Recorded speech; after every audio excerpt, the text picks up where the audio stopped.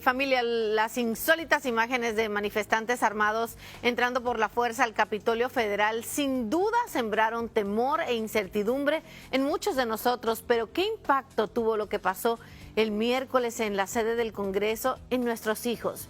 Y además, ¿cómo podemos explicarles que la violencia nunca es una opción para solucionar problemas? Bueno, para responder estas preguntas, hoy nos acompaña en vivo la psicóloga Mariam Doum. Muy buenos días, gracias por estar con nosotros para hablar de este tema tan importante. Hola, buenos días, ¿cómo estás, Adita? Me encanta estar siempre aquí contigo. Gracias, estamos bien. Y aunque quizás, Mariam, no nos demos cuenta, estamos preocupados también porque nuestros niños se preocupan de las cosas que ven y que escuchan a su alrededor. ¿Cómo podríamos explicarles a ellos estos violentos sucesos de los que fuimos testigos esta semana en Washington? Miren, 100% hay que explicarlo. Y el tema de la explicación sobre la violencia tiene mucho que ver con las imágenes y qué tan gráficos somos en nuestra explicación. A los niños pequeños hay que explicarlo de una manera menos gráfica y a los niños grandes hay que explicarlo tal cual como es. A mí me parece que estos eventos que nosotros vivimos es una oportunidad en la que no solo nos quedamos en el tema de la violencia, sino que vamos más allá de ella. Es una oportunidad para hablar de cómo resolver la violencia. Cuando estamos hablando de estos temas que generan ansiedad y miedo en los niños, es importante dejarlos con una sensación de control.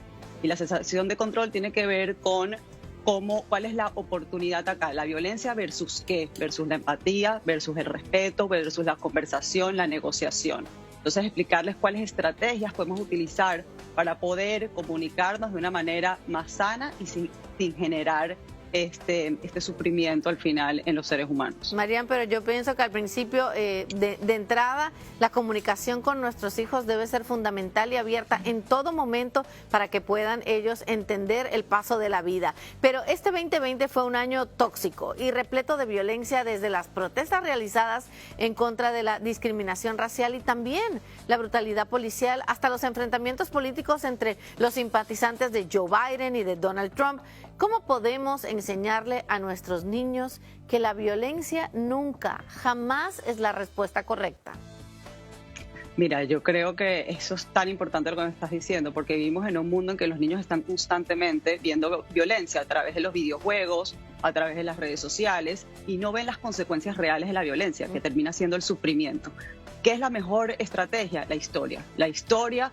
En nuestra historia hay mucha violencia y creo que nosotros como humanidad hoy en día hemos llegado a ciertas instituciones democráticas y ciertos movimientos de igualdad de derechos humanos gracias a esa violencia que hemos vivido en el pasado y eso es lo que los niños tienen que entender, de que la violencia simplemente lleva al dolor y que hay otras estrategias de control que son más humanas, que son más preciadas. Yo vengo de una familia de sobrevivientes del Holocausto y en mi casa se habla de ese tema, de la Segunda Guerra Mundial, desde que son chiquitos, porque es la única manera que ellos puedan entender y empatizar con el sufrimiento del otro ser humano, es viendo qué crea la violencia en las personas y no dejándolo en la parte superficial que vemos que ocurre de alguna manera u otra en el mundo digital. Claro, y ocultarles quizás información diciéndoles que eso no es un tema que es para ti en este momento, más adelante lo hablamos.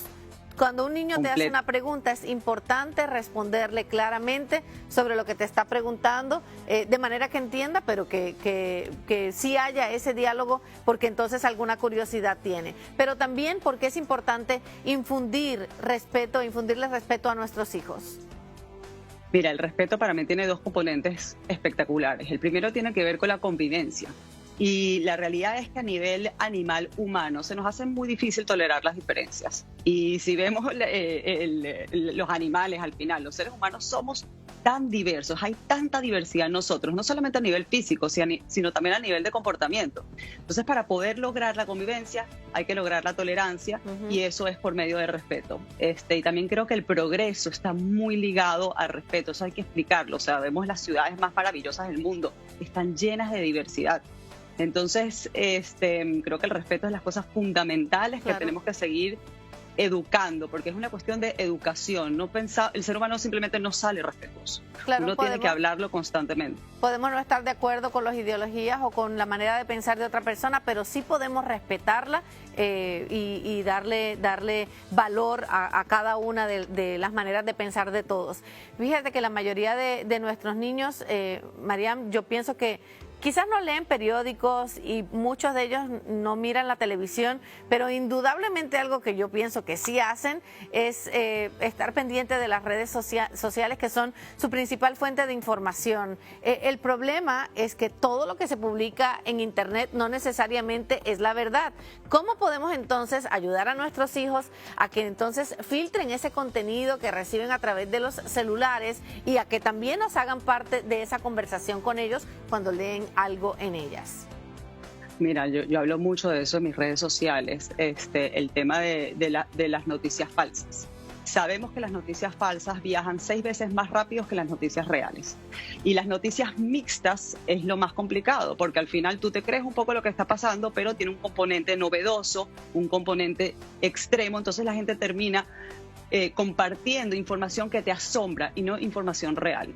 Es cierto que los niños no leen los periódicos, pero al final las fuentes que dan información están en todas las redes sociales, entonces hay que explicarles a los niños cuáles son aquellas fuentes que podemos creer y cuáles son aquellas fuentes que no, así como cuáles son los influencers, muy importante la parte de los influencers, que realmente tienen credibilidad y que han demostrado una ética y valores importantes en su comunicación en las redes sociales. Mariam, te agradezco mucho toda la información que nos has dado hoy. Al final podemos concluir que el diálogo con nuestros hijos es lo que los hará tener la información correcta y lo que los hará sentirse tranquilos en el momento que tengan una preocupación o una angustia.